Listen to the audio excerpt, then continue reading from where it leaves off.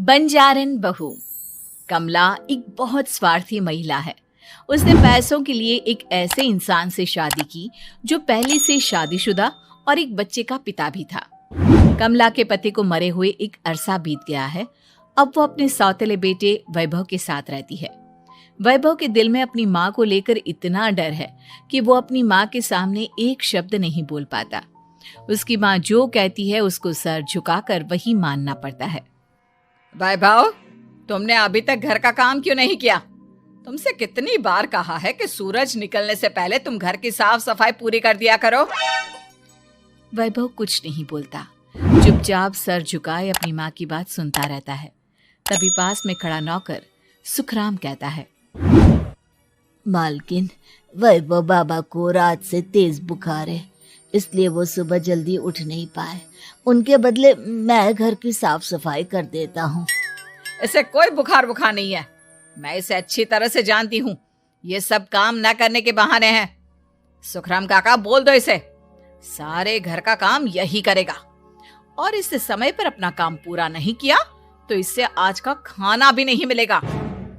मगर मालकिन, वैभव बाबा की सच में ही तबीयत खराब है, आप एक बार देख तो लीजिए।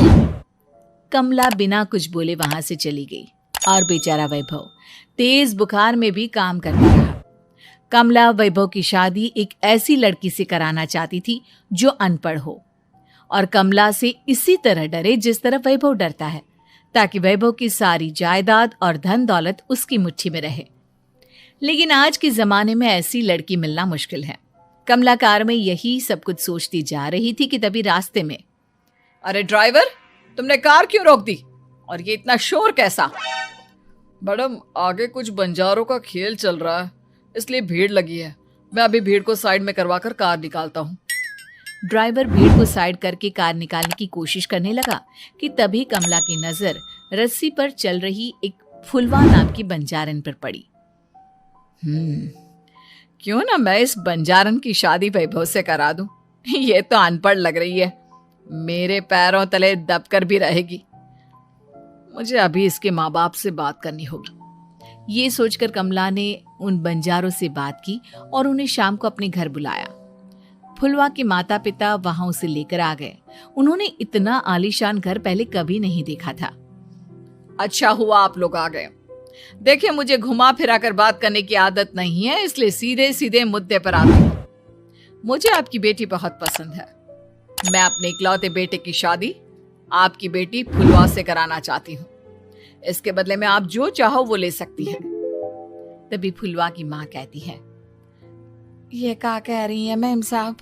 कहीं आप हमारी गरीबी का मजाक तो नहीं उड़ा रही ना? आप मेरे बेटे से मिल लो। अगर आपको मेरा बेटा पसंद आता है तो मैं कल से ही शादी की तैयारी शुरू कर दूंगी।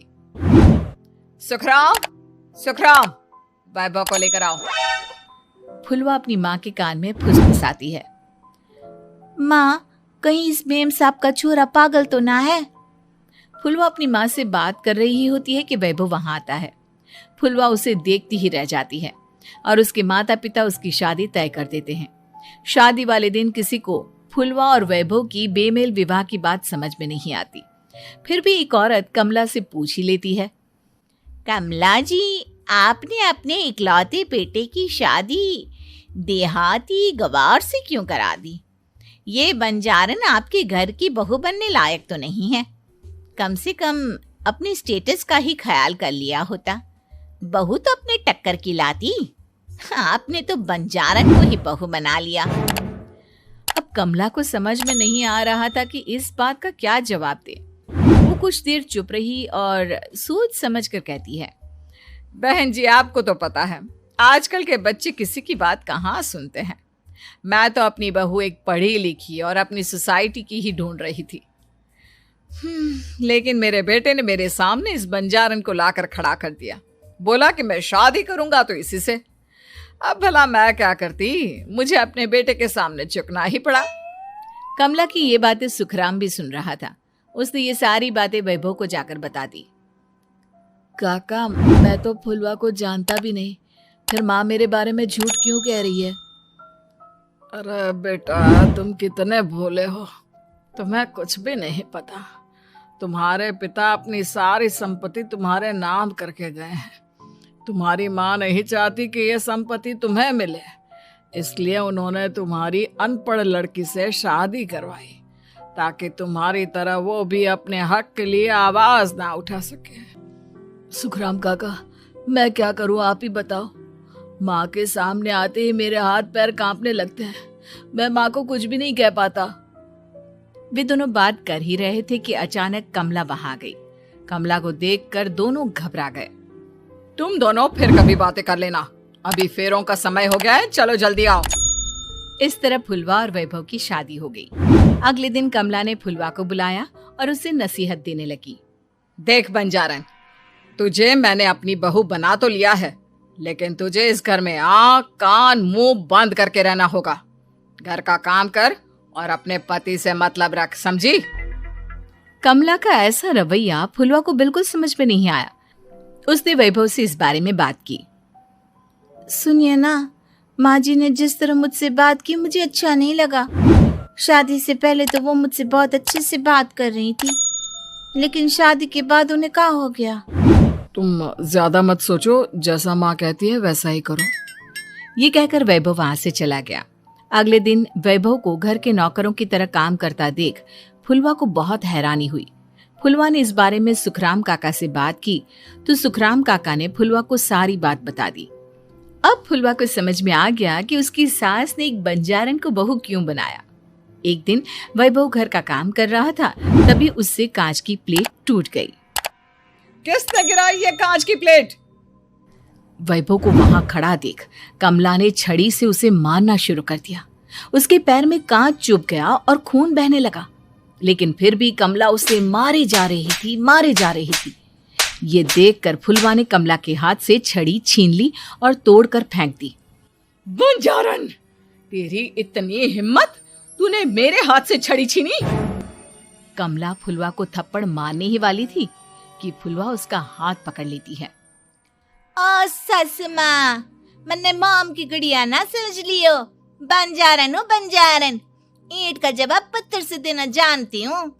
आज के बाद मेरे या वैभव जी के ऊपर हाथ उठाने की सोचियो भी ना, समझी ससु माँ? ये कहकर फुलवा वैभव को लेकर वहां से चली गई। उसने वैभव के पैर पर पट्टी बांधी, उसके आंसू पोंछे। वैभव ने पहली बार किसी के दिल में अपने लिए इतना प्यार महसूस किया। अब फुलवा वैभव का हर काम में हाथ बटाती, उसका बहुत ख्याल रखती। इस तरह दोनों बहुत ज्यादा नजदीक आ गए। वहीं दूसरी ओर कमला सारी जायदाद अपने नाम करने की साजिश करने लगी। और एक दिन, वैभव, जल्दी बाहर आओ। कमला की आवाज सुनकर वैभव और फुलवा अपने कमरे से बाहर आ गए। जी माँ, आपने बुलाया? ये ले, इन कागजों पर साइन कर दे। वैभव कागजों पर साइन करने ही वाला था कि फुलवा वैभव के हाथ से पेन छीनकर कहती है, ना वैभव जी, आप इस पर हस्ताक्षर नहीं करेंगे। आओ बंजारन, मैं तुझसे बात नहीं कर रही। ये बात मेरे और मेरे बेटे के बीच की है। चुपचाप पेन दे दे, नहीं तो तेरी खाल उधेड़ लूंगी। सस माँ, बंजारन की खाल इतनी भी ढीली ना होवे कि कोई भी उधेड़ लेवे। जो यकीन ना आता हो तो देख ले उतार के। और हाँ, बंजारन जरूर हूँ पर अनपढ़ ना हूँ। मन्ने भी पता है कि किसी भी कागज पर साइन करने से पहले उसे अच्छी तरह पढ़ लेवे हैं। पेन देती है या नहीं? ये कहकर कमला फुलवा को मारने आई तो फुलवा ने कमला को धक्का दे दिया और वो नीचे गिर गई। कमला डरकर वहां से भाग गई। अब फुलवा ने वो कागज उठाए और वैभव के साथ सीधा वकील के पास चली गई। वकील ने वो कागज देखे और फुलवा को बताया, वैभव के पिता की सारी जायदाद और संपत्ति वैभव के नाम है, लेकिन वैभव की सौतेली माँ इस संपत्ति को अपने नाम कराना चाहती है, इसलिए इन कागजों पर वो साइन करा रही थी। तो अब हमें क्या करना चाहिए वकील साहब? वकील ने फुलवा और वैभव को सब कुछ अच्छी तरह से समझा दिया। अब दोनों घर पर पुलिस को लेकर पहुंचे। कमला पुलिस को देखकर घबरा गई। पुलिस ने कहा, आपके नाम की कंप्लेंट हुई है, आपको हमारे साथ थाने चलना होगा। कंप्लेंट? कैसे कंप्लेंट? आप अपने सौतेले बेटे पर बहुत अत्याचार करती हो। धोखे से सारी जायदाद अपने नाम करा रही थी। अब नहीं इंस्पेक्टर साहब, जरूर ये मेरी बहू की कोई साजिश है, इसने गलत कंप्लेंट की है। मैडम, शिकायत आपकी बहू ने नहीं बल्कि आपके बेटे वैभव ने की है। कमला वैभव का नाम सुनकर दंग रह गई। जिस बेटे ने कभी उसके सामने सर नहीं उठाया था, आज वही बेटा उसके सामने पुलिस को लिए आया है। वैभव, तुम्हारी इतनी हिम्मत कि तुम पुलिस को ले आए? हाँ माँ, मैं लाया हूँ पुलिस को, और मेरे अंदर इतनी हिम्मत कभी ना आती अगर फुलवा मेरा साथ ना देती। आपने बंजारन बहू को लाकर अपने ही पैर पर कुल्हाड़ी मारी है माँ। मैडम, अब की बात खत्म हो गई हो तो चलो हमारे साथ। वैभव, मुझे माफ कर दो, मुझे थाने मत भेजो। आज के बाद मैं तुम्हें कभी नहीं मारूंगी, तुम्हें कभी परेशान नहीं करूंगी, मुझे माफ कर दो। वैभव अपनी कंप्लेंट वापस ले लेता है और पुलिस वहां से चली जाती है। वैभव अपनी सौतेली माँ से कहता है, मैंने पुलिस को वापस तो भेज दिया है, लेकिन मैं आपको माफ नहीं कर सकता। आपने बचपन से आज तक कभी मेरे सर पर हाथ नहीं रखा, हमेशा मुझे मारती रही, नौकरों की तरह बर्ताव करती रही। आप इस घर में नहीं रह सकती, चली जाइए यहाँ से। कमला घर छोड़कर चली गई और सड़क किनारे खड़ी होकर सोचने लगी, काश मैंने वैभव को माँ की तरह प्यार किया होता तो आज मैं इस तरह से बेसहारा ना हो जाती।